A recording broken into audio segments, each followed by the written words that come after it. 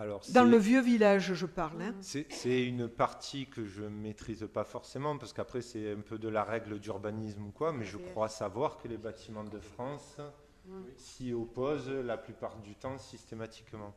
Mais là, on rentre dans le règlement des bâtiments de France. De l'urbanisme. Donc en fait, là, pour les particuliers dans le haut du village, on va rentrer dans les règles de l'urbanisme et dans les règles de l'ABF. Donc en fait, des bâtiments de France. Et c'est l'avis de l'architecte des bâtiments de France qui va signifier si un particulier va pouvoir mettre son photovoltaïque sur le toit ou pas. Et ça dépendra de la vue de l'espace public, de la vue du donjon. Voilà, c'est ça le gros problème. Et, déjà, je peux te dire qu'il y a des projets qui ont été accordés, mais d'autres qui ont été refusés par l'ABF à propos de cette... Ben oui, de la vue à partir du château, là-haut, c'est dramatique de voir toutes les toitures avec les panneaux. Hein. Voilà. Bon. D'autres questions? Oui, Eric? J'ai plusieurs questions ou remarques, en fait, par rapport au document. Enfin, j'ai surtout regardé le document annexe qui détaille ce que tu as présenté. Donc, qui est intéressant, effectivement. Alors, je me posais, ou des remarques, plusieurs points. Est-ce que EDF a fait un retour sur la possibilité vraiment d'aménager le canal? Est-ce qu'il a été consulté? J'ai entendu, mais est-ce qu'il y a un retour sur possibilité? Dans quelle proportion? Donc, c'était précisé aussi dans la délib. Cette délib ne prend pas en compte la faisabilité des zones identifiées. Oui, je comprends, mais si on leur pose la question, est-ce qu'ils disent toute la théorie, parce il y a quand même, je verrai après les chiffres, ça représente des surfaces potentielles qu'on met en avant, mais si à la fin c'est plus que 30%, les chiffres qu'on avance sont un peu biaisés, et eux ont sûrement déjà un avis par rapport à l'entretien, les servitudes, etc., de dire écoutez, sur Malmort, peut-être 30-40% seulement, et c'est faisable. Ça aurait été intéressant d'avoir leur avis, parce que sinon déjà les chiffres qu'on présente, ils sont biaisés. Mais ils ont pas répondu. Les chiffres sont nettement en dessous dans la réalité, puisque comme je te le disais, par exemple, le réseau SNCF et les délaissés SNCF, la plupart du temps, les délaissés font partie des mêmes parcelles que le réseau... le délaissé, dans le document... Que le réseau de la ligne TGV. 23,4 hectares. Dans le dossier de concertation, j'ai relevé 23,4 hectares potentiels. Parce que dans le dossier... Dossier annexe qu'on a... Dans la délib, en fait, on liste les surfaces des parcelles concernées comme le demande la préfecture. Ouais. Et dans le dossier explicatif, je pense que les services ont déduit une estimation qu'ils ont fait dans leurs outils de cadastre de la ligne... je ne sais pas s'ils ont fait ça sous SIG, ça va vite, hein, mais oui, c'est indiqué 23,4 hectares. Alors moi, je suppose que c'est du potentiel. Alors déjà, délaissé, c'est intéressant parce que quand on évoque délaissé, la notion, on a l'impression que c'est une zone qui n'a pas d'enjeu. Donc c'est pour ça que, oui, on va faire du photovoltaïque. Il y a des enjeux environnementaux. Oui. Donc c'est pas si simple que ça, même sur les délaissés. Et potentiellement, ils peuvent être aussi touchés par la zone agricole. Exactement. Donc 23,4 hectares, donc ça c'est ce qui est noté. Bon, voilà, je reviendrai après parce que j'ai 2-3 remarques. On écrit qu'on exclut les zones à risque, notamment risque inondation. Donc c'est pas cohérent avec le projet de possibilité de faire sur le plan d'eau, qui lui est en zone inondable. Donc moi je trouve que la première page, la page 23 du PDF, elle est pleine de contradictions. C'est-à-dire on dit un truc et on dit l'inverse après. C'est-à-dire sur les zones à risque, pour moi c'est une anomalie. Parce que le plan d'eau est à risque, premièrement. Deuxièmement, il faut distinguer les zones bleues à fort risque, où là je suis d'accord, mais les zones bleues claires, on doit pouvoir autoriser. On n'est pas cohérent avec toutes d'autres communes où, au contraire, ils mettent des panneaux dans les basses rétentions d'inondation ou dans des zones inondables. Donc, en fait, on dit... Pour le PPRI, je crois qu'on a pris en compte que le R2. Le problème, c'est que la carte, elle n'est pas claire. La carte n'est pas claire à ce moment-là. C'est-à-dire que moi, j'ai regardé l'annexe qui était plus précis. Cette carte, moi, je vois zone à risque, il n'y a pas de précision. Je vois... c'est pas cohérent. Il y a un problème. Moi, je suis préfet, il y a un truc à revoir là. On ne comprend pas. Et voire même, on est incohérent avec la politique des services de l'État de pouvoir faire des zones du photovoltaïque inondables quand il n'y a pas vraiment de forte vitesse ou de hauteur importante. Donc là, il y a une incohérence. Sur le plan d'eau, j'aurais tendance à dire bravo d'envisager le plan d'eau parce que je me rappelle, il y a 4 ans, il y a un principe. Donc je vois que les choses évoluent, bravo. Là encore, hein, c'est en faisant fi de la faisabilité. Oui, non, mais alors, je termine. Parce que là, sur la gravière, dans le document, je vois 21 hectares. Et ce 21 hectares, ils sont additionnés à la fin. 21 hectares potentiels, c'est très théorique, ça ne se fera jamais. Pourquoi? Parce qu'en fait, on ne va pas mettre des panneaux sur la totalité du plan d'eau. D'ailleurs, le projet qu'on avait vu il y a 5 ans, ce n'était pas du tout ça. Ouais. Je veux dire, c'est des conclusions à la fin qui... on arrive à des chiffres qui sont pas bons, quoi. Enfin, il faudrait mettre des bémols, quoi. Il faudrait un peu expliquer. Les 21 hectares, ils ne seront jamais occupés par les panneaux sur le plan d'eau. C'est pas possible. On ne nous demande pas une surface théorique à la fin de combien on aura. On nous demande des surfaces potentielles. J'entends, mais si on va un minimum un peu plus loin, 21 hectares, ce n'est pas potentiel. Mais ce premier dossier, Eric, tu vas dans des détails. Ah non, je ne vais pas dans le détail. J'ai un document là qui fait plusieurs pages. Je te reprécise, la commande du préfet. La commande du préfet, elle est dans cet axe-là. Et il faut savoir que derrière, et Sylvain a raison quand il parle d'espace potentiel, derrière, il y aura en fait tout un travail à faire de rentrée de données sur un site particulier pour aller là-dessus. Et eux, la préfecture, ce qu'ils travailleront, bien entendu, à toutes ces déductions qui sont des calculs évidents, par exemple, on ne pourra pas, sur les gravières, selon l'orientation des panneaux, etc., tout utiliser. Donc en fait, je pense qu'on n'en est pas... Le dossier ne demande pas ça. Je ne veux pas rentrer dans le détail, mais je vais t'expliquer pourquoi je vais dans ce détail. Non, mais je vais rentrer dans ce détail, pourquoi. La conclusion à la fin de ce rapport, c'est 135 hectares. 139, il y a une petite coquille, mais ce n'est pas grave. À peu près 135. Si on, ne serait-ce qu'on fait les bémols sur 2 sujets, le plan d'eau, les délais SNCF et le canal, on passe de 135, on passe à peut-être que 65 hectares. Quand le préfet va compiler tout ça, si chaque commune se plante dans une proportion de 1 à 2, quel est l'intérêt de faire ça? Non, mais on se plante pas. Et je ne suis pas dans le détail là, ça m'a pris 30 secondes pour faire ce ratio. Après, en fait, on répond à la question. Je suis d'accord avec toi qu'on n'est pas en train de flécher 139 hectares de panneaux.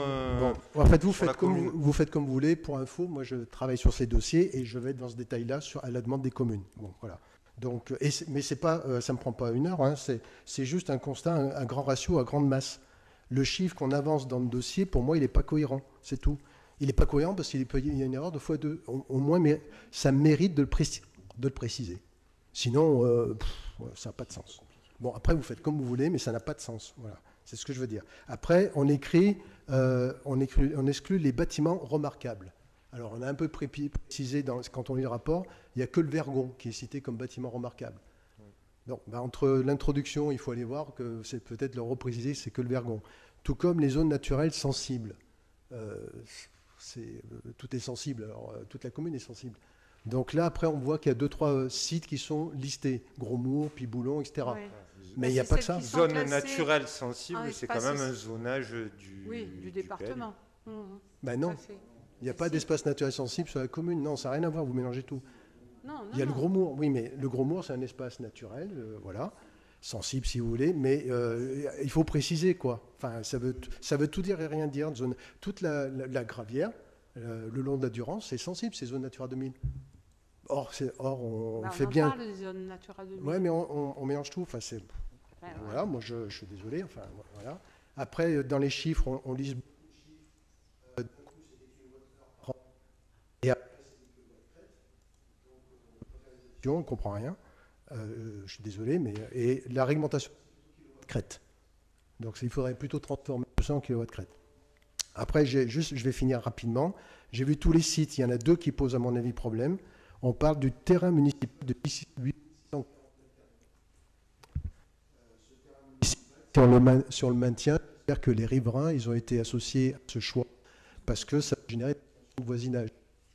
Je pense que tu n'as pas compris l'objet, en fait. Non, mais on n'est pas en train de te dire qu'on va te mettre 8500 mètres carrés de panneaux. Non, mais j'ai bien compris. On nous demande d'identifier. Bon, on l'identifie, mais moi, je suis riverain. Je vois un document sans conseil municipal où on me dit qu'il y a 8600 mètres carrés possibles qui seraient occupés par du panneau solaire. Je viens à la mairie, je demande des explications. Je dis, attendez, vous allez me... Oui. Mais non. Et je peux te dire... Moi, je m'en fous, je ne m'habite pas là. Mais je pose la question. Je vous dis, il y a des riverains qui pourraient poser la question et être mécontents. On passe en délib. On leur répondra que c'est un potentiel et que peut-être il y aura juste du panneau photovoltaïque sur ombrière par rapport à un parking à venir ou un projet. Je suis riverain, je suis inquiet avec une réponse comme ça, quoi. Voilà, bon, maintenant, vous faites comme vous voulez. Voilà, parce que Et ça pose, là, il y a problème. Peut-être qu'il n'y aura rien. Tout comme, peut-être, oui, mais on sait bien que c'est potentiel, mais on le met sur une douzaine de sites. Je pense que sur ces sites-là, les autres, la dizaine, il n'y a pas de problème. Sur les sites où il peut y avoir problème, un petit bémol pour rassurer les riverains, c'est pas du luxe. Vous faites comme vous voulez. Terrain privé, bâtiment, les cires. Il y a tout le site qui peut être aménagé, pourquoi pas. Moi, sur les toitures, pas de problème. Sur les parkings, je mettrais sous réserve de traiter l'entrée de ville, le paysage. Là, il y a un enjeu fort d'entrée de ville. Sur le papier, ça fonctionne bien. En entrée de ville, moi, je me pose beaucoup de questions sur la pertinence. Et là, il faudra l'adapter. Donc, moi, c'est les bémols sur les sites un peu sensibles qui méritent, au lieu de parler que de potentialité, je pense qu'on peut apporter un peu plus de technicité. C'est juste 3-4 phrases, hein. Moi, ça m'a pris 1 heure pour regarder ça, donc on peut les apporter, les précisions. Voilà. Et après, donc la cartographie, il faut quand même avoir les moyens de faire une cartographie correcte, et c'est pas si facile. Non, mais c'est pas l'objet de faire une cartographie. Encore une fois, on avait très peu de consignes de la part de la préfecture, etc. Les consignes, c'est de savoir qu'est-ce qu'on peut faire sur la commune, dans quelle proportion, et d'avoir un ordre d'idée. Donc l'ordre d'idée, à la fin, quand on dit par exemple canal EDF, je vois 88 hectares potentiels. Bon, on ne fera pas les 88 hectares. Donc, je pense que dans la synthèse à la fin, si on précise qu'a priori, ce sera plutôt au maximum 50%, et qu'on l'explique un minimum, c'est plus cohérent avec la réalité. C'est pour ça qu'à la fin, moi, quand je vois... Le 50%, tu le sors du chapeau, parce que... Non, si on travaille avec EDF, si EDF a fait une réponse, ils sont capables de vous apporter cette réponse. Non, EDF a fait sa réponse. Alors, ils ont dit quoi ? Ils ne sont pas contre. Non, mais ils ne sont pas contre, comme le canal de Provence, ils ne sont pas contre. Et qui verront bien comment... Donc, moi, ce qui est gênant, c'est qu'on affiche des chiffres, honnêtement, sans mettre les bémols sur les sites au moins sensibles, premièrement. Et donc, on affiche un total de superficie potentielle qui est loin de... Essayons de se rapprocher d'une réalité. Mais je ne sais pas, moi ça me... Je ne sais pas pourquoi vous êtes gêné avec ça. On peut parler de potentialité, mais pourquoi pas mettre 300 hectares, tant qu'à faire. Enfin, argumentons.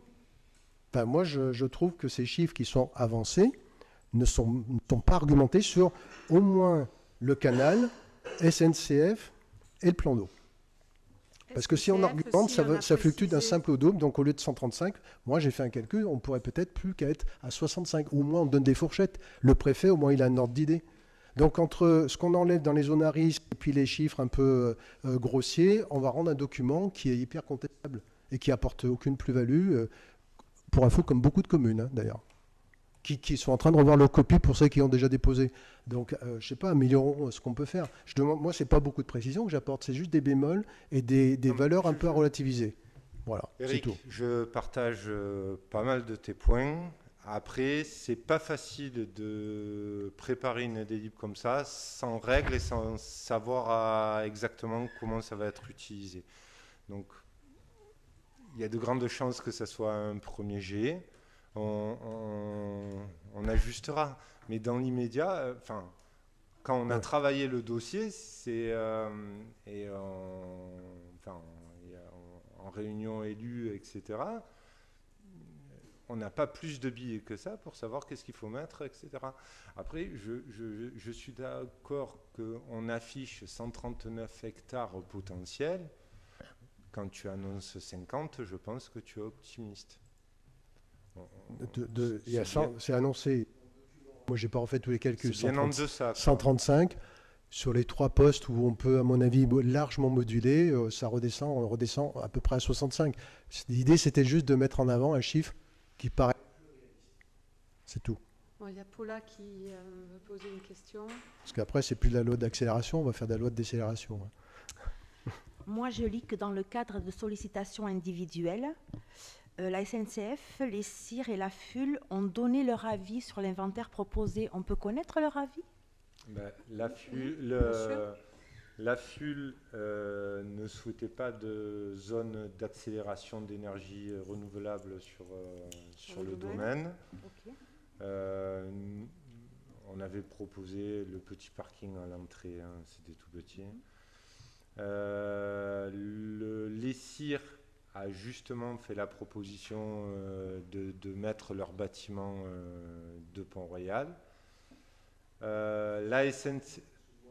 Il y a le bâtiment, j'ai vu, mais il y a le parking aussi. Mais après, j'entends ta remarque, mais le jour où ils font où ils déposent... je module pas. L'interrogation sur l'entrée de ville, est-ce qu'on le veut ou quoi, tu la portes au travers du permis de construire qui sera instruit le jour où ils déposent le... Je suis d'accord, mais à partir du moment où on met en avant cette zone, je pense qu'avant, mesurer les conséquences de pouvoir permettre l'autorisation ou de tout de suite moduler, je pense que c'est important parce que c'est pas anecdotique. Ton ne serait pas arrivé à des chiffres plus justes. Ils auraient eu une certaine logique, mais ils n'auraient pas été plus justes. Là, sur ce point-là, j'ai pas pointé le chiffre, la surface, j'ai juste pointé le contexte. C'est autre chose. Bon, c'est ce que j'ai dit. La SNCF a demandé de détruire la surface de la voie ferrée. Mais comme je vous disais, la plupart du temps, ça fait partie des autres parcelles. Et je crois... Et les autres bâtiments qui ont vraiment des grosses superficies de toiture, vous ne les avez pas sollicités, il y a une raison ou ça a été un choix entreprises. De oui. Eux aussi sont soumis à la loi Allure comme nous, comme les parkings de plus de 500 mètres carrés. Maintenant, ils se doivent de les équiper. Non, mais par exemple, je fais allusion par exemple à l'école Saint-Michel qui a quand même 1400 mètres carrés de toiture. Ce serait bien là. Oui, mais combien d'exploitables ? C'est plein sud, hein, pratiquement tout. Non, parce qu'il a été demandé les toitures des bâtiments publics. Voilà. Et du coup, après, les privés, on est parti sur les gros projets des privés. Les privés, il n'y a que la FUL alors. Netto et magasins de sport parce qu'ils l'avaient déposé dans leur permis.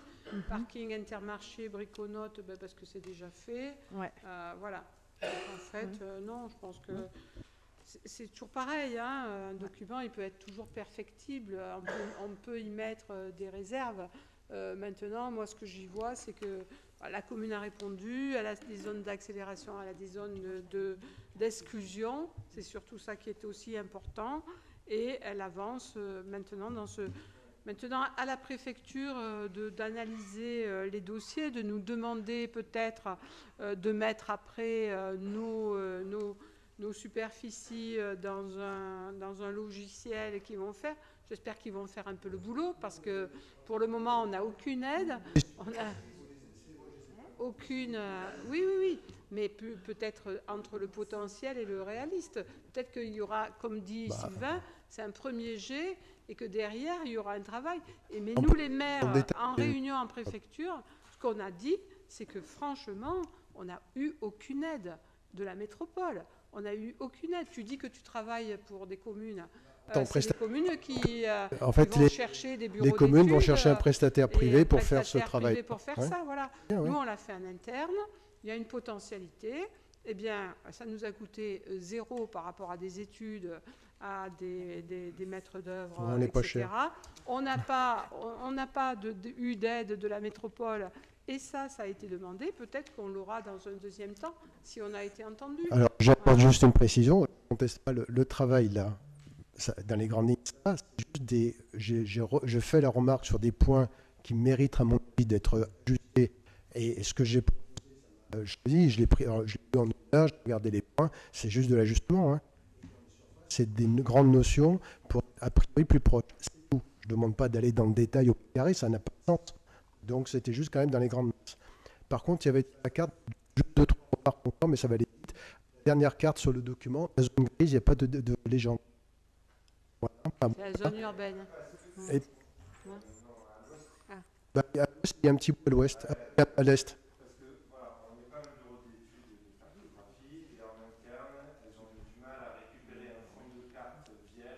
D'accord. D'accord. Après, je crois qu'on a marqué « ESSIR est un équipement public ». J'ai écrit dans le document, c'est mon avis, on ne peut pas parler d'équipement public pour les CIR. Enfin, c'est un peu mitigé, mais bon, voilà. Et par rapport, pour terminer sur la gravière, la carrière, on voit bien le plan d'eau. Okay. Ce qui est dommage, c'est qu'il va y avoir d'autres gravières. Et je pense qu'il faudrait raisonner en termes de potentiel plan d'eau, et pas après le potentiel 21 hectares, on ne fera qu'une partie, mais il peut y avoir des bouts de panneaux photovoltaïques sur un autre plan d'eau qui va se créer après. Moi, j'engloberais toute la zone en zone potentielle. Alors là, on a demandé au SMAVD, et on a eu la réponse du SMAVD. Il se limite qu'à la gravière, là qui dit que, de toute façon, ils ont fait des études sur le photovoltaïque flottant au niveau des lacs, et qu'ils nous ont demandé d'inscrire certaines choses. Il ne resterait que sur cette gravière. Ça reste sur cette partie-là, bon, parce que le reste n'est pas faisable. Après, sur des points comme ça, on y va aussi prudemment. Parce qu'on ne sait pas à la fin la finalité du truc et comment on sera mangé. Toi, tu l'abordes d'un point de vue externe vis-à-vis d'une commune. Non. Je raisonnais en potentiel, tu m'as donné la réponse du syndicat, ça me va bien, la réponse est claire, au contraire. Moi, je raisonnais, je pose une question, tu me dis que le syndicat, voilà, point barre, la discussion est close. Non, c'est pas de souci là-dessus. C'est bon, Monsieur Faraud, et après on passe au vote. Je suis assez étonné que d'un côté, on puisse se prévaloir des compétences du personnel communal, qui n'en manquent pas, et qu'on puisse critiquer les compétences d'Éric Bruchet, de ce point de vue, qui me semble pas contestable, compte tenu de sa profession. C'est également dommage, à mon avis. Au contraire, je ne l'ai pas du tout critiqué. Au contraire, j'ai dit que... Si tu peux me laisser finir, je t'ai laissé parler, je ne pense pas t'avoir interrompu. Donc, vis-à-vis de M. Bruchet, ok. Moi, je trouve un peu dommage, plutôt que de se saisir de l'opportunité de faire quelque chose de sérieux d'entrée. J'entends depuis le début qu'on me dit c'est des approximations, il faut le rendre au préfet, il faut aussi, il faut là. Déjà, quel est le délai butoir pour le rendre au préfet?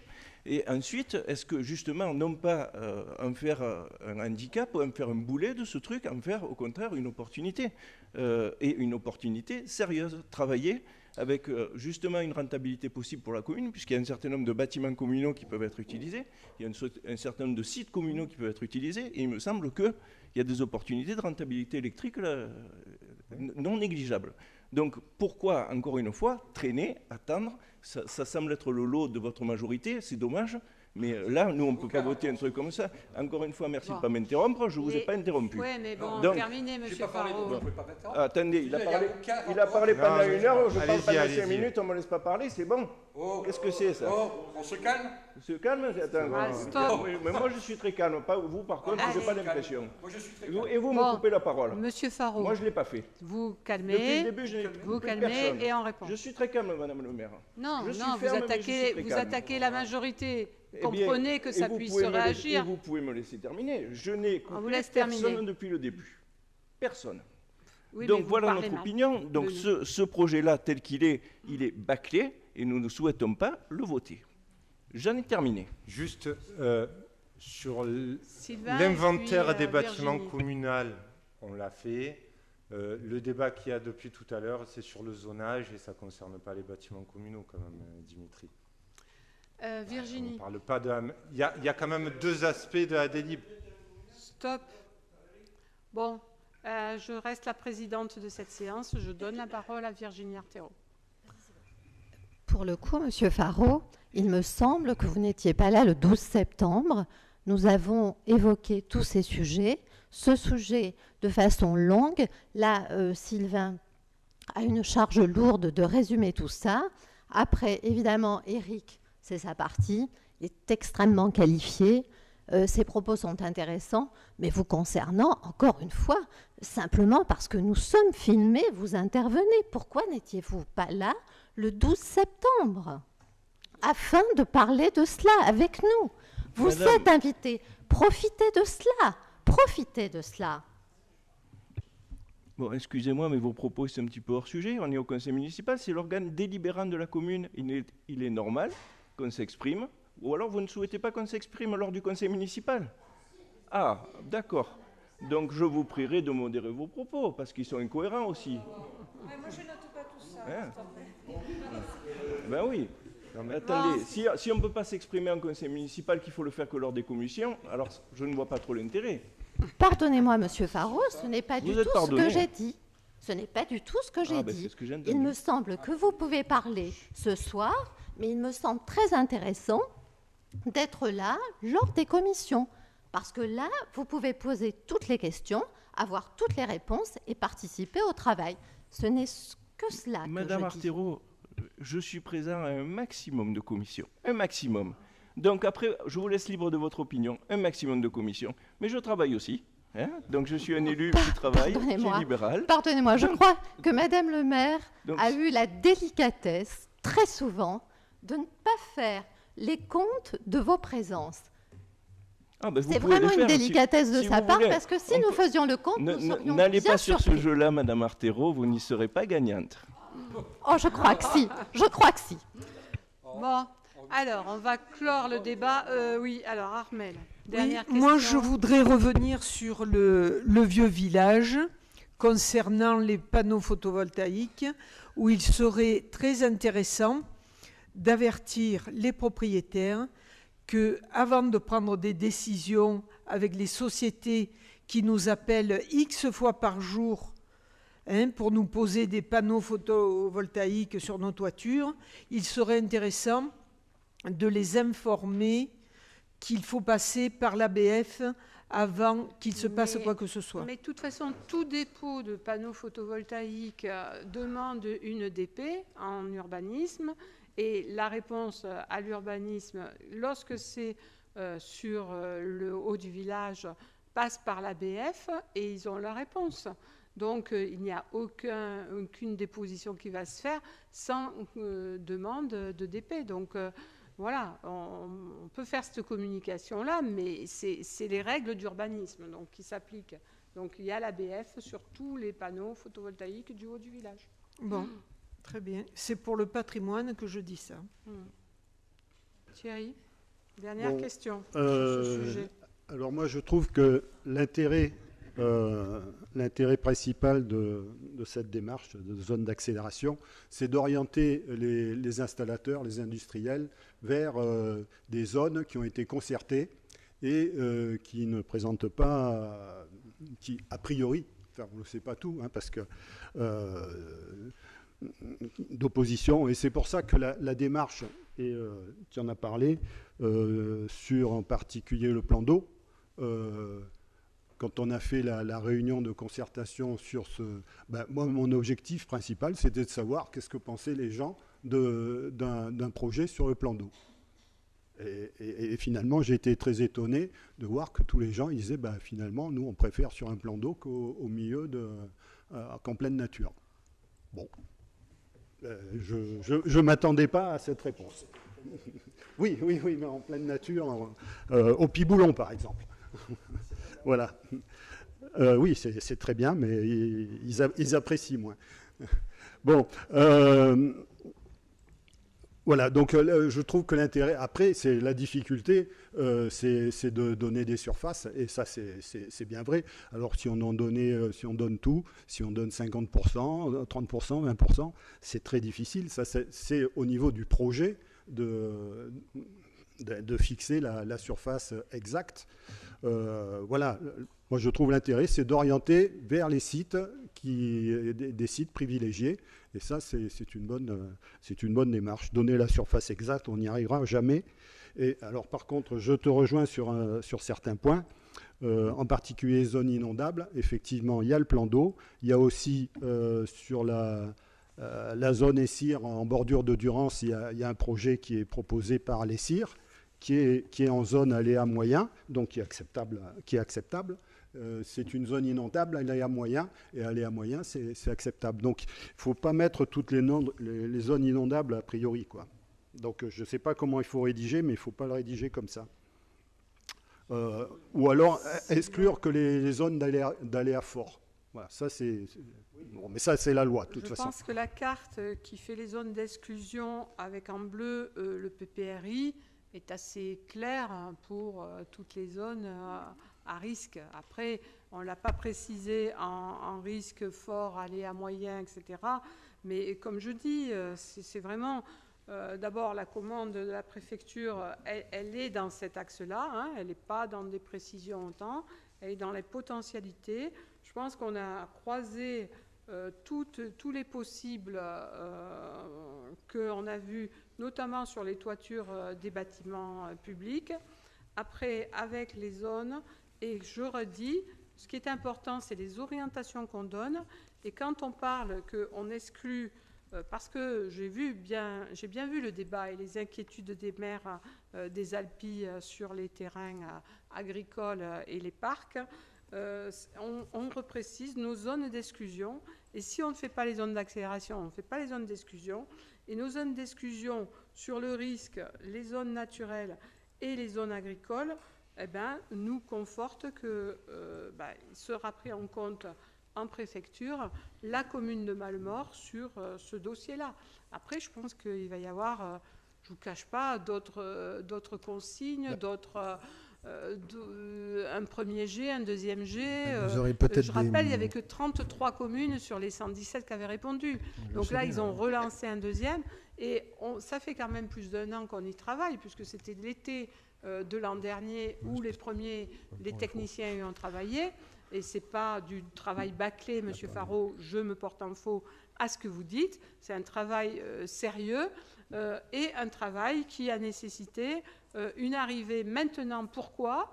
Parce qu'on est dans les délais, et je vous dis, la réunion est la semaine prochaine avec les nouvelles communes qui auront porté délibération, puisque nous, notre dossier, il est déjà transmis, qui auront porté délibération, et sur lequel on rajoutera, et les préfets nous diront si on est dans ce qu'ils attendent. Voilà.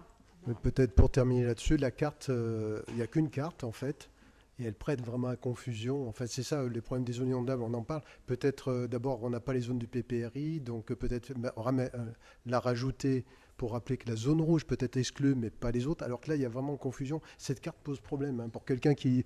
Même les services du préfet, quand il va voir ça, il faut mettre un petit moment pour comprendre ce qui est exclu, parce qu'on voit les zones qui sont blanches, on se dit, là, on peut faire du photovoltaïque, c'est toutes les zones agricoles. Donc, ce n'est pas cohérent avec le texte, tu vois. Enfin, cette carte pose vraiment... honnêtement, avant de l'envoyer, il faudrait un peu retravailler le truc. Hein.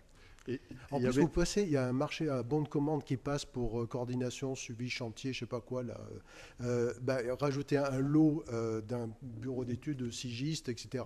Il va vous faire une prestation pour, honnêtement, pour 2-3 jours. Non, on rend la délibération là et le dossier. Mais la carte est fausse. Elle est fausse avec le texte. C'est un premier jet. Moi, quand j'ai un premier jet, il est juste. Devra rentrer. Non, mais on devra rentrer des éléments. Non. Arrête, tu parles dans des sites, tu as travaillé. Mais tu l'as vu, voilà, la carte ? Je suis d'accord avec toi que il y en a qu'une. Il y aura des nouveaux... La zone d'exclusion pour l'implantation de panneaux photovoltaïques au sol. Je regarde la carte, j'ai du mal à comprendre la légende et ce que ça veut dire. Et ensuite, une fois que j'ai commencé à interpréter, je vois que c'est incohérent avec le texte qui est écrit, c'est tout. Donc, si vous voulez envoyer un truc au préfet comme ça, ça ne prend pas beaucoup de temps pour mais on n'est pas encore sur la plateforme et les précisions mais ce n'est pas de la précision, voilà. C'est des choses fausses. Mais si, ça sera des deuxièmes points. Envoyez un truc. Bon, écoute, il y a un conseil que j'avais donné, c'est de ne pas mentionner le risque d'incendie parce qu'il ne suffit pas à exclure. C'est ce qu'on a fait. Donc, non, sur la carte, il y a toujours... dans la légende, ça y est toujours. Ça, on l'avait dit en commission... Voilà, Monsieur Platon, vous étiez en commission, on a pris les remarques de jurisprudence là-dessus, et c'est fait. Et puis dans les zones, on a oublié Pierredon. Si on les zones, finalement, elles sont toutes citées, Dromour, Piboulon, Pas-des-Lanciers. Et il y a Pierredon qui figure en vert. Bon, on pourrait le citer dans le texte, c'est tout. Dans le texte, ouais. Oui, Pierredon. On note. Alors, on arrête le débat là-dessus parce qu'on passe au vote. Sinon, je remercie quand même la commune pour la concertation. C'est quand même la première fois où on fait une concertation. C'est pas la première fois, mais on l'a fait c'est rare, sur hein, ce dossier. Ça. Moi, alors là, je m'en souviens presque plus. Là. On peut pas je dire perds que la le mémoire. dossier est bâclé. Voilà. C'était sur le PLU. Sérieux. Il manque de sérieux. Fois, c'était sur le PLU. Merci. Alors, qui est contre? Monsieur Faraud. Qui s'abstient? Monsieur Bruchet. Et donc, vote à la majorité. Christian Brandolin présente le numéro 6. C'est une convention de servitude avec Enedis pour la parcelle D0650. C'est une tranchée de 14 mètres sur 1 mètre. Sur Port-Royal, c'est pour poser un compteur pour la maison du gardien à Lessire. Voilà. Donc, c'est une convention est conclue à titre gratuit. Après avis de la commission d'urbanisme du 12/9/2024, il est proposé aux membres du conseil municipal d'approuver la convention de mise à disposition avec Enedis jointe en index et d'autoriser Madame le maire à effectuer toutes les démarches nécessaires et utiles à l'application de cette délibération. Bon, délibération classique, je pense qu'il n'y a pas de questions. On peut passer directement au vote pour gagner du temps. Qui est contre? Qui s'abstient? Donc, vote à l'unanimité, merci. Vincent Daval rapportera le rapport numéro 7 et les autres. Donc, ce rapport, c'est par rapport à une convention tripartite entre la métropole, le syndicat de la Durance et la commune de Mallemort. Donc, la métropole est compétente en matière de GEMAPI, hein, c'est un rappel, depuis 2018. Elle a délégué la gestion du système d'endiguement des carriers de Mallemort au syndicat de la Durance. Donc, pour une question de réactivité, la métropole et la commune conviennent que les tâches relatives à la gestion spécifique de ce système d'endiguement en période de crue seront assurées par la commune. Ces tâches sont mises en œuvre dans le cadre défini par le syndicat de la Durance, qui est gestionnaire pour le compte de la métropole. Il coordonne à ce titre l'ensemble des actions techniques et réglementaires concernant ce système de protection. La présente convention a pour objet donc de définir les conditions d'organisation de la gestion du système d'endiguement en période de crue. Elle est conclue jusqu'au 31/12/2029. Donc après avis de la commission urbanisme du 12 septembre 2024, il est proposé d'approuver cette convention tripartite et d'autoriser Madame le maire à effectuer toutes les démarches. Des questions sur ce rapport? S'il n'y a pas de questions, on passe tout de suite au vote. Qui est contre? Qui s'abstient? Abstention, Monsieur Faraud. Vote à la majorité. Le rapport numéro 8 concerne aussi Vincent comme rapporteur. Oui, ça concerne encore le système d'endiguement des carriers. Donc, le système d'endiguement... Enfin, sur certains secteurs du système d'endiguement des carriers de Mallemort, les ouvrages de protection contre les inondations supportent des voiries communales ouvertes au public. Le système d'endiguement fait donc l'objet d'une superposition domaniale avec la voirie communale et ses dépendances.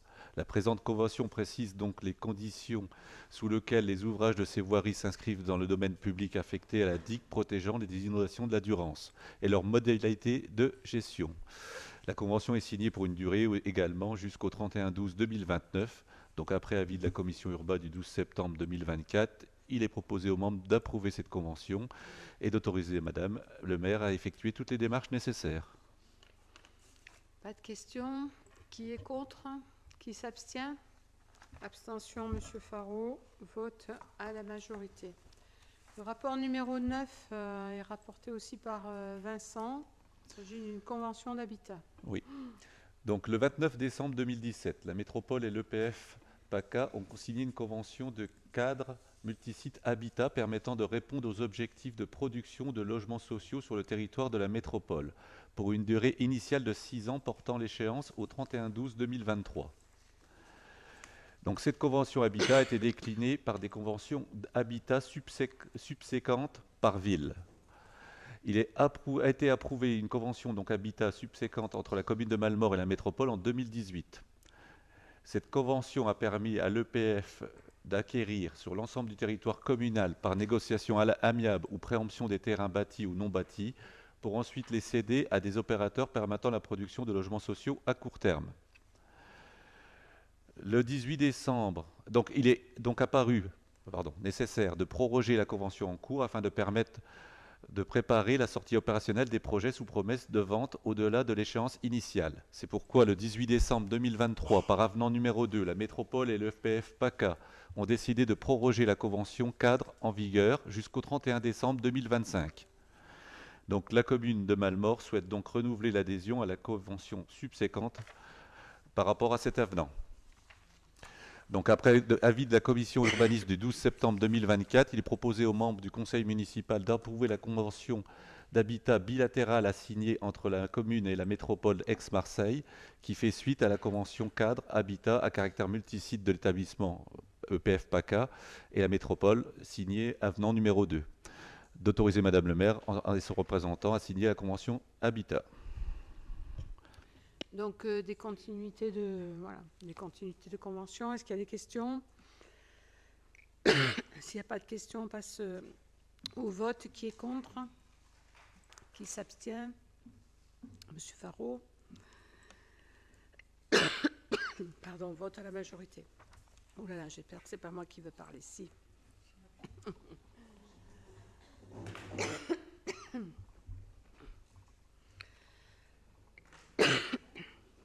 Mince. Bon, excusez-moi, je vais reprendre ma voix, si je peux, pour le rapport numéro 10. Non, ils sont tous à moi. Donc, ce rapport est le recours occasionnel à la collaboration bénévole citoyenne.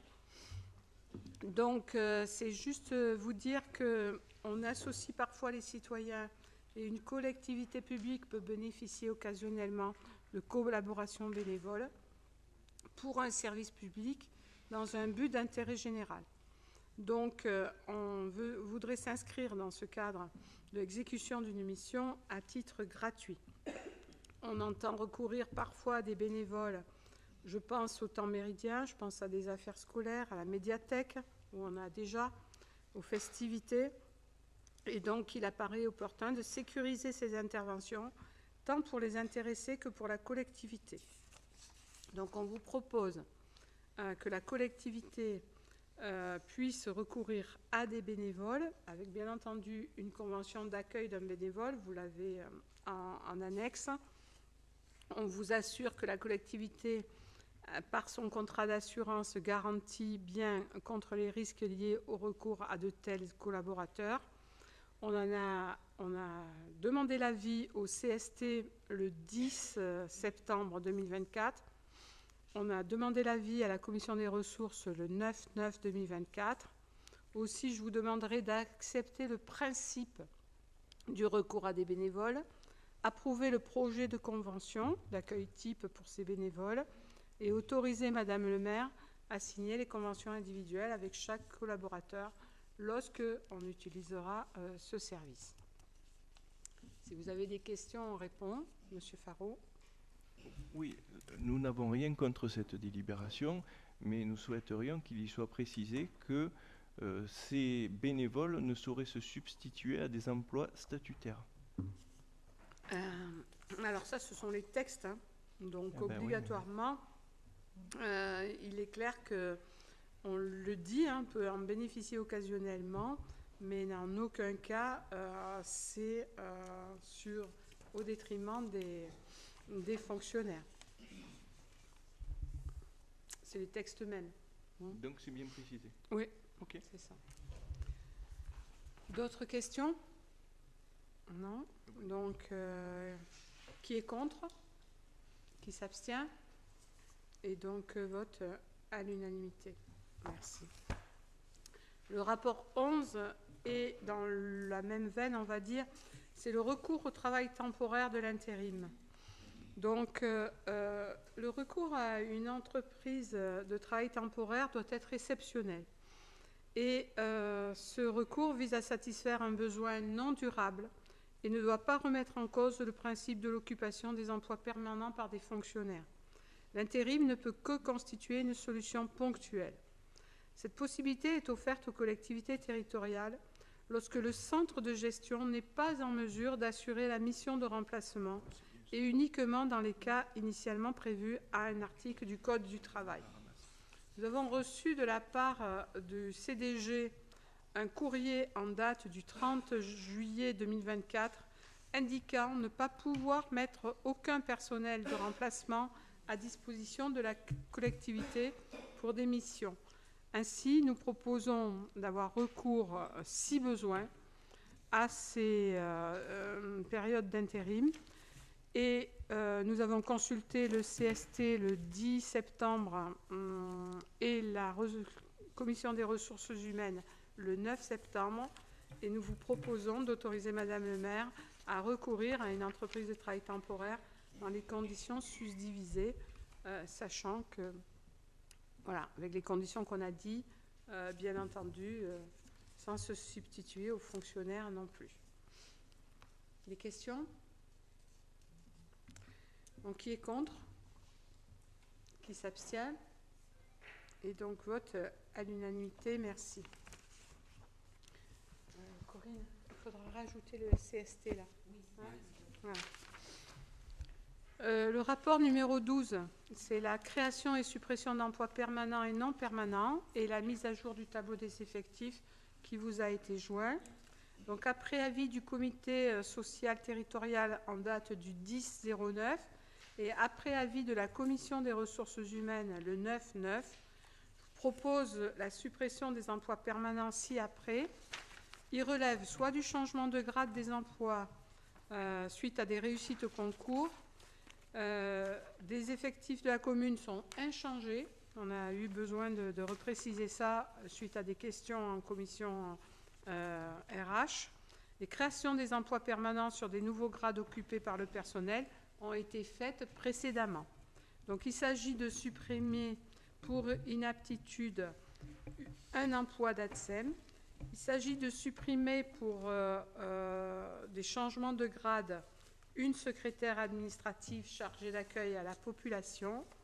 Il s'agit de supprimer des emplois permanents pour réussite au concours, promotion interne, avancement de grade pour un agent ATSEM, pour un directeur d'urbanisme, pour une directrice de communication, pour un agent d'entretien et pour un agent de restauration. Ça, c'est dans la catégorie supprimée. Dans la catégorie créée, il s'agit de créer un emploi d'agent polyvalent administratif. Dire que les crédits sont inscrits au budget et autoriser Madame le maire. Merci. Qui est contre? Des questions? Pardon. Juste une constatation, je suis content que vous ayez, suite à mon intervention en commission, rajouté le tableau en annexe. Donc je suis content que mon intervention en commission ait servi. Eh bien, c'est très bien. C'est bien pour une fois que vous y étiez. Qui est contre? Qui s'abstient? Et vote à l'unanimité. Oh là là. Alors, ça va être difficile parce qu'elle est très technique, la numéro 13. J'espère retrouver ma voix. Et je vous prie de m'excuser. Donc, c'est l'instauration de l'indemnité spéciale de fonction, donc ISF, pour les agents de la police municipale. Donc, cet article était très attendu et ce décret, puisque dans le décret du 26 juin 2024, on prend la dénomination ISFE par rapport aux policiers municipaux. Ça n'existait pas et ils étaient en IAT jusqu'à présent, alors que tous les autres fonctionnaires étaient bien entendu avec du RICEP et de l'ISF à venir. Donc, à compter du 29 juin 2024, les collectivités peuvent instituer par délibération l'ISF l'ISFE pour les policiers municipaux. On a pris avis, bien entendu, et on a consulté le CST, et on fait cette délibération assez technique qui précise l'ISFE des policiers, et on instaure à compter du 1er octobre 2024 cette indemnité spéciale de fonction. Cette indemnité spéciale de fonction, elle instaure une part fixe, c'est le premier tableau. Elle instaure une part variable, c'est le deuxième tableau. Et elle précise que dans la limite de 50% du plafond annuel, elle est versée mensuellement et annuellement. Donc, l'engagement professionnel de la manière de servir des agents est pris en compte, mais ça on le retrouve aussi au niveau des autres agents, lors de l'entretien d'évaluation professionnelle, dans la manière de servir, dans les résultats professionnels et dans la qualité relationnelle. Et on maintient ainsi un régime indemnitaire antérieur que les policiers avaient et on le transforme en ISFE. Le reste de la page, très technique, rejoint tout ce que nous avons mis en place par rapport au RICEP pour les autres types de fonctionnaires, notamment les congés pour raison de santé et d'autres situations administratives. Ce qui est important, c'est la date d'effet au 1er octobre 2024 et de dire que cette délibération portant instauration d'une indemnité d'administration et de technicité pour les agents relevant du cadre d'emploi de la police municipale est abrogée et que les crédits budgétaires sont prévus au budget et qui sera appliqué au 1er octobre 2024, l'ISFE pour nos policiers municipaux. Voilà. Un résumé rapidement cette note qui était attendue parce que parfois nous étions obligés, par exemple pour les primes classiques, de répartir cela en 2-3 mensuellement au niveau des policiers, alors que pour les autres agents, ça se faisait en juin et en décembre. Et c'était vraiment un décret attendu, vu aussi pour rendre plus attractif aussi le régime indemnitaire et ce métier en tension. On parle carrément de mercato des policiers municipaux. Je pense que ça permettra aussi d'être plus classique, on va dire, dans leur indemnité. Des questions ? Non, on le vote. On vote, bien sûr. C'est des rapports techniques arrivant du RH. C'est le texte et le décret, mais on vote, bien entendu, le principe et les tableaux pour cette ISFE. Donc, qui est contre ? Qui s'abstient ? Et vote à l'unanimité.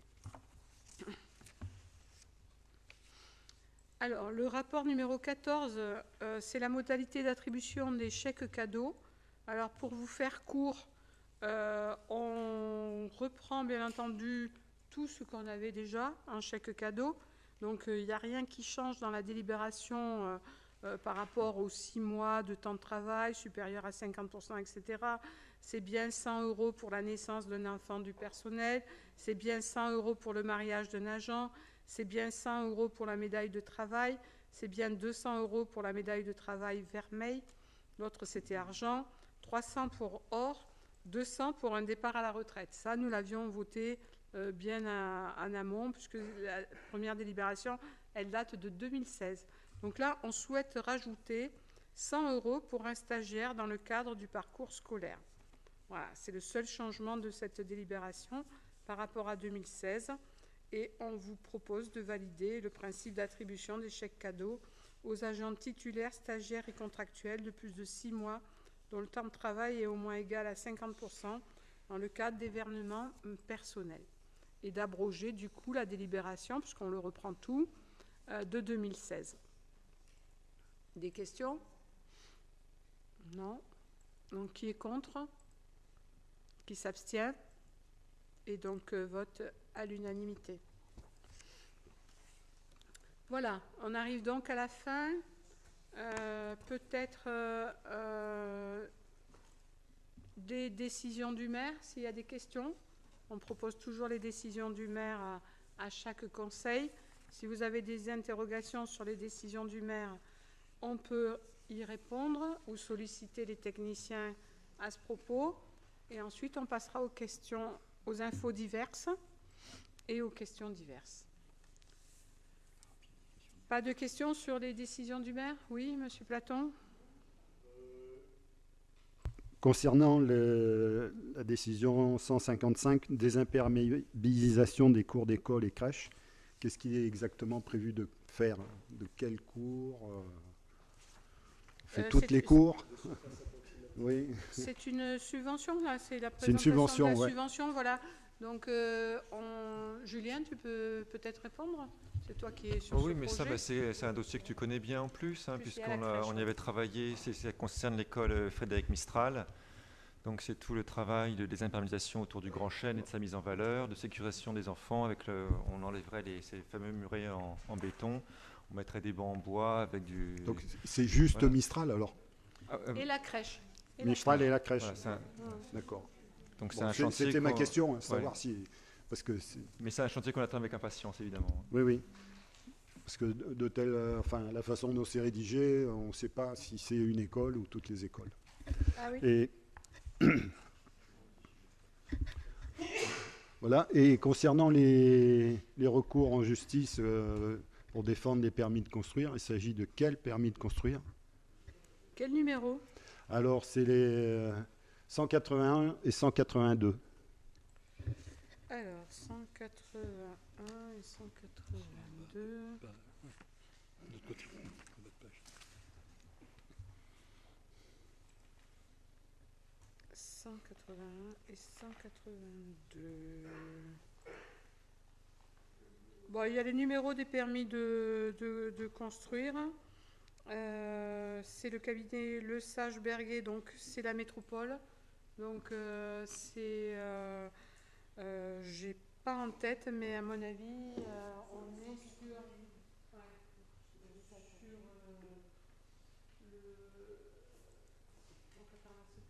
parce qu'on ne peut pas dire les noms, mais on va dire les rues. Il s'agit d'une rue Charles de Gaulle et l'autre, c'est à Pont-Royal, chemin du Vabre. Voilà. Donc en fait, ce sont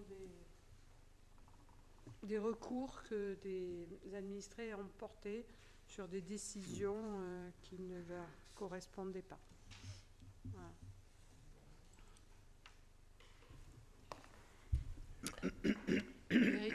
Une question sur la 158, le marché de maîtrise d'œuvre, maison de santé. Le choix s'est porté sur un archi R+4. Il me semble qu'on avait dit qu'on présenterait les trois, parce que c'était un concours, les trois projets et qu'on expliquerait le choix de l'architecte lauréat. Et en fait... non, pas du tout. Au début de l'année, on avait voté pour le concours. C'était pas le type de marché parti, puisqu'en fait, ils étaient tous les trois anonymés et qu'on n'était pas sur un grand oral de chaque projet. On a été sur une analyse des dossiers anonymés. Et donc, on annonce le lauréat suite au jury. Suite à l'analyse, ça aurait été intéressant d'avoir cette analyse pour comprendre le choix, parce que, bon, moi, après, comme je n'étais pas associé, pareil... Vu la nature du projet et le budget, ça aurait été intéressant d'avoir le résultat comparatif des trois archives, même si c'est anonyme. Oui, mais c'était pas programmé par rapport au jury. Le jury, par contre, à l'unanimité plus une défection, comment on peut dire, un non-vote, un refus de vote de M. Faraud, à l'unanimité, a fait le choix de se mettre là. D'accord. Donc, est-ce qu'on pourrait au moins savoir la comparaison? Est-ce que les autres archives étaient au même prix, ils étaient plus chers? C'est quoi, en gros, les raisons du choix? Moi, ce serait intéressant quand même de... Oui, mais non, mais ça, c'était interne au concours. Hein, et, bon. Voilà, on précisera.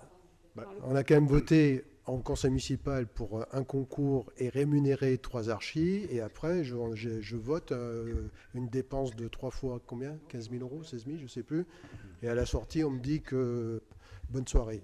Je ne suis pas d'accord. Non, mais M. Bruchet, c'est parce que vous n'êtes pas dans l'instance de choix et dans le jury, c'est tout, que vous faites cette remarque. Choix, mais j'ai quand même, je suis élu, ça m'intéresse de savoir, de connaître les raisons. Voilà, moi, je peux vous dire que quand on présentera le projet de la maison de santé et à d'autres occasions où ce sera présenté, on dira clairement pourquoi est-ce que le jury, à l'unanimité, -1, a fait ce choix-là. Voilà. Et clairement... c'est défini pour nous, mais c'est du jury, quoi. Voilà, moi, ça aurait été. Le jury l'a choisi, je l'entends. Maintenant que c'est, non, mais ce que je veux dire, c'est que maintenant que c'est décidé, on a décidé. Il y a une commission, il y avait 3 archis, on en a choisi un. Je demande juste les raisons pour lesquelles celui-là a été choisi plus que les autres, et je n'ai pas de réponse. Bon, c'est pas la peine de venir. À un moment donné, quand même, on est élu, on nous demande de voter. C'est un projet majeur qui coûte un bras et on me dit que non. Comment veux-tu que je me satisfasse de cette réponse, Hélène? Il y a des moments où je ne te comprends pas. Prochaine présentation d'une maison de santé, ces réponses seront bien données parce que de toute façon, les architectes présenteront le projet et nous préciserons pourquoi nous avons fait le choix de ces architectes et c'est tout à fait justifié par rapport à ce qu'ils ont fait. Voilà, c'est tout. Mais je ne vais pas te faire là la synthèse des 3 projets, des noms, et des prix et des arguments. C'est tout. Le temps qu'on passe à discuter, on l'aurait déjà fait. Santé, ça sera fait. Et ça sera. C'est le respect du jury et de la confidentialité de ce jury, c'est tout. Toi, tu voudrais que mette tout sur la place publique parce que tu n'étais pas dans ce jury. Je te dis que non. À la présentation de maison de santé, on dira pourquoi on a fait le choix de ces architectes. C'est tout. Mais d'ailleurs, à la réunion publique, j'en ai déjà parlé. Le choix est fait, c'est plus secret. Le choix est fait, c'est plus secret, pas ta réponse, on a droit à l'en connaître. Tu ne réponds pas à ma question, c'est surréaliste ta réponse. Je te pose une question simple, le temps dont on est en train de parler depuis 5 minutes, tu m'aurais répondu, ce serait déjà fini depuis 3 minutes, je ne te comprends pas. C'est simple, je veux juste une information qui est décidée avec des élus. Parce que tu me demandes une information comme ça de but en blanc, où je te dis que oui, je faisais partie de ce jury, c'est déjà un certain temps, je crois que c'était au mois de mai, et que voilà, il y a besoin aussi d'éléments pour te répondre à cette question.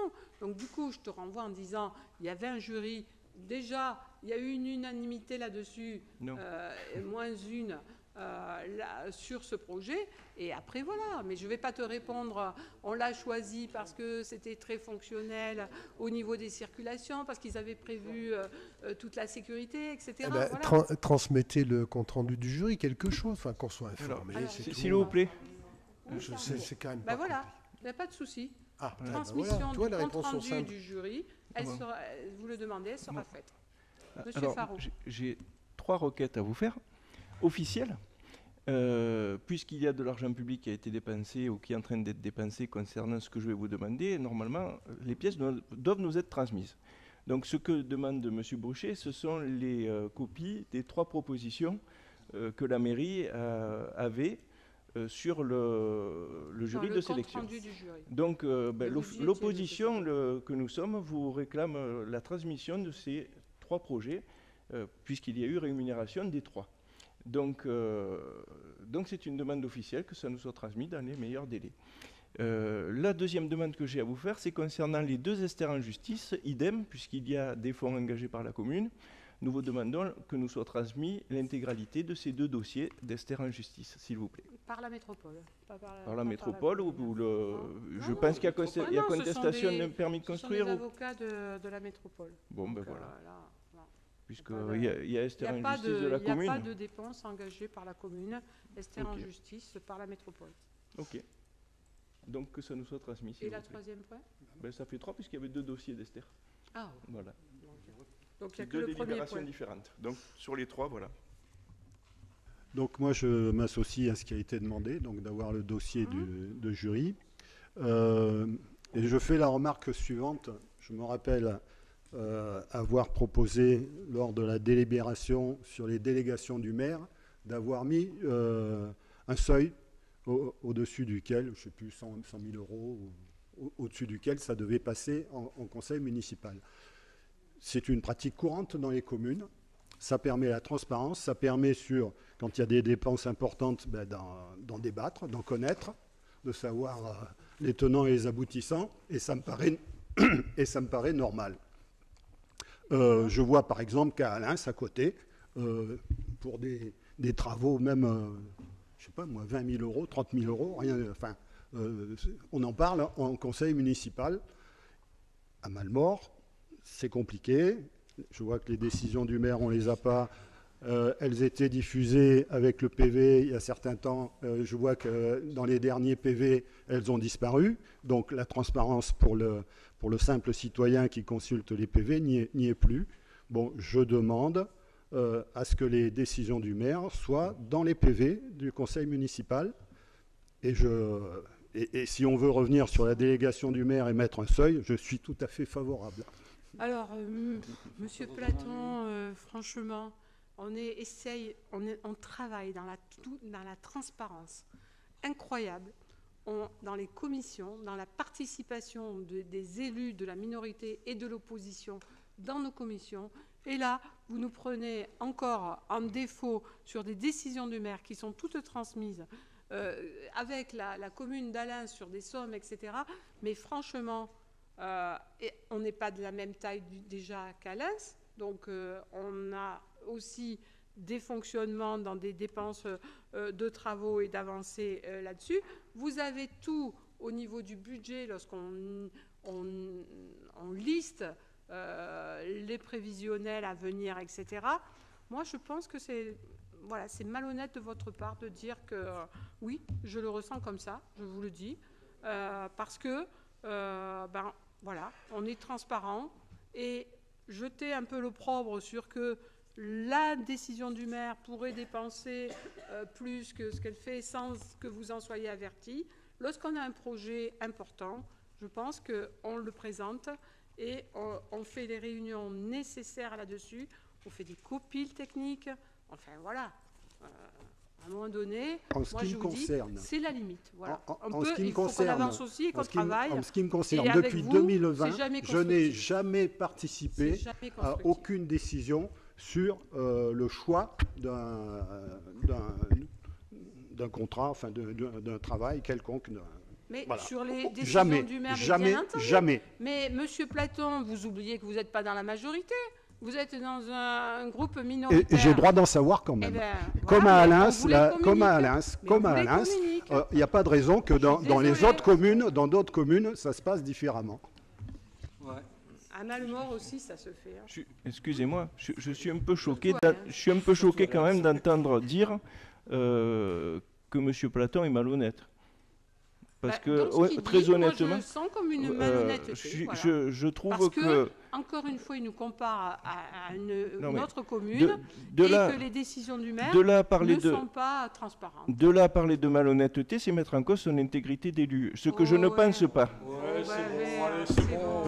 Vous traitez de...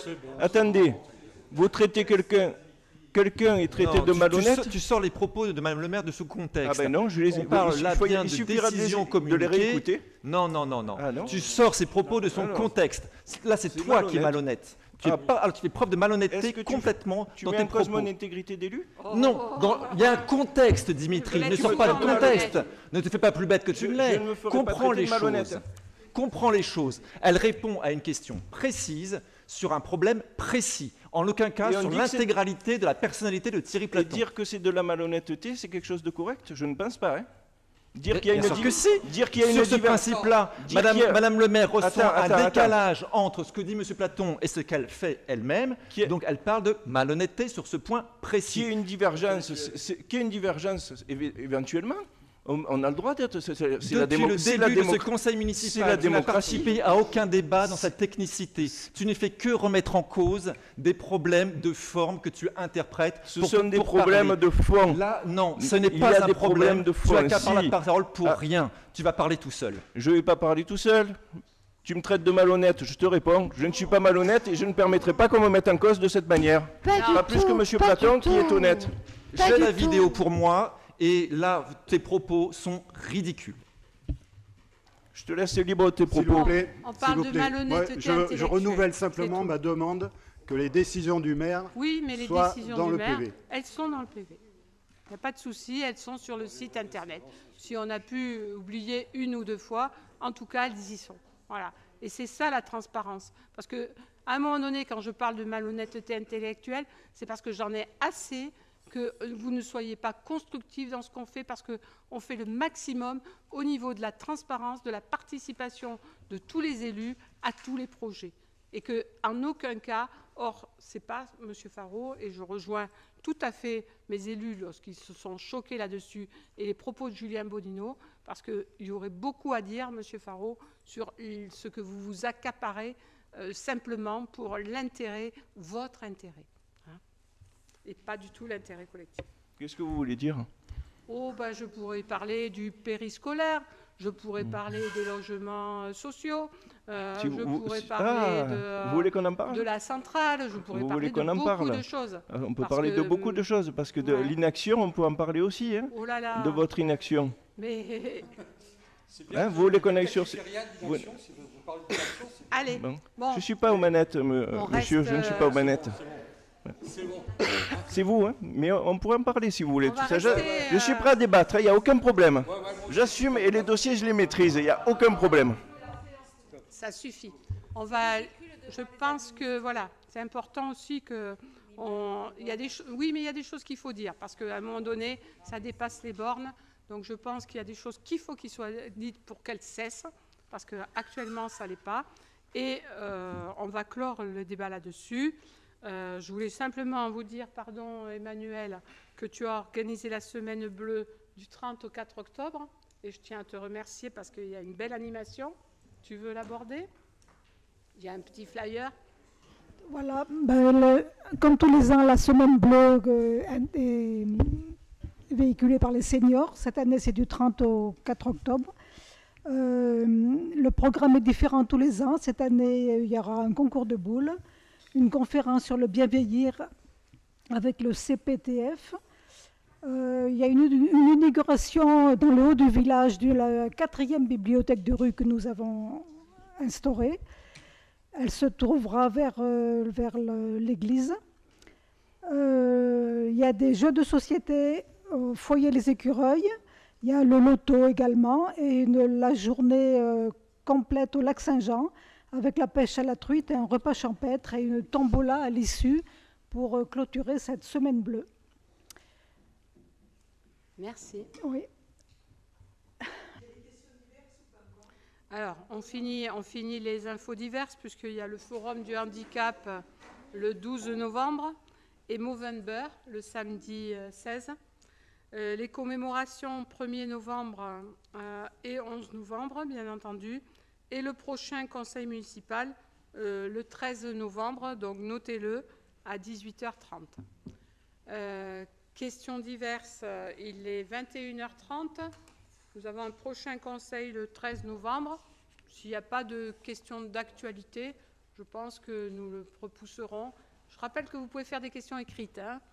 Comme ça me permet aussi de préparer. C'est plus conseillé.